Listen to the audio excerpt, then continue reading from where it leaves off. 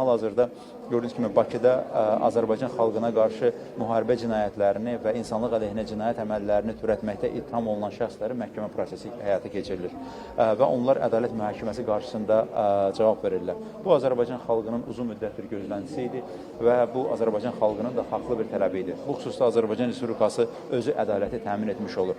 Amma biz bugün tamamilə yenə də əks bir tendensiyanı görürük. Ermənistan rəhbərliyi bu məhkəməyə qarşı bütün resurslarını səfərbər edərək lazımsız bir propaganda kampaniyasını aparır və onların havadarları da elə bugün Avropa Parlamentində də Ermənistanın maraqlarını təmsil edən müxtəlif lobby qrupları Azərbaycana qarşı yeni bir qətnamə layihəsini qəbul etmək fikrindədirlər və bu da xüsusilə məhkəmə ilə əlaqədardır.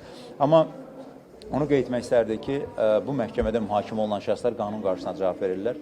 İnsanlıq əleyhinə və müharibə cinayətləri törətmiş şəxslərin azadlığa çağırılması, onların əsir və girov adlandırılması bu özü beynəlxalq münasibətlərə, insanlığa qarşı bir təhqirdir və bu qəbul edilməz bir haldır.